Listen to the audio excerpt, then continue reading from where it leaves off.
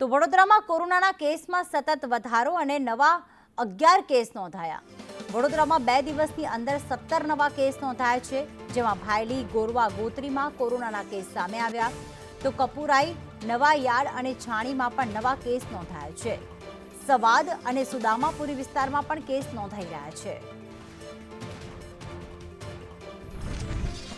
તો કોરોનામાં ઝડપભેર કોરોનાના કેસ આગળ વધી રહ્યા છે। વડોદરામાં 11 પોઝિટિવ કેસ નોંધાયા અને 2 દિવસથી મળીને 17 નવા કેસ સામે આવ્યા છે, પરંતુ હાલમાં તમામ દર્દીઓ જે છે તે હોમ આઇસોલેશનમાં છે। ખાસ કરીને કપુરાઈ, નવાયાર્ડ, ગોત્રીમાં વધુ કેસ નોંધાઈ રહ્યા છે। સવાદ અને સુદામાપુરીમાં પણ આ કેસ નોંધાયા છે। તો સાથે એક જ દિવસમાં 11 કોરોના પોઝિટિવ કેસ આવ્યા અને હાલમાં દર્દીઓ તમામ હોમ આઇસોલેશનમાં છે। કોરોનાની ભયાનકતા લોકોને ખ્યાલ છે, જેના કારણે હવે લોકોએ ક્યાંક સતર્ક રહેવાની જરૂર છે। તમામ નીતિ નિયમો જે પહેલા પાળવાના હતા એ હવે ફરી વખત પાળવાની જરૂર છે। ભીડભાડવાળી જગ્યાથી દૂર રહેવું, માસ્ક પહેરવું, કારણ કે ભલે આ કોરોના જીવલેણ ન હોય, પરંતુ અમદાવાદમાં 3 લોકોના મોત કોરોના વાયરસના કારણે થઈ ચૂક્યા છે, જેના કારણે જો શરૂઆતમાં જ કોરોના પોઝિટિવ જો તમારી તબિયત બગડી છે, તરત જ તબીબને સંપર્ક કરવો।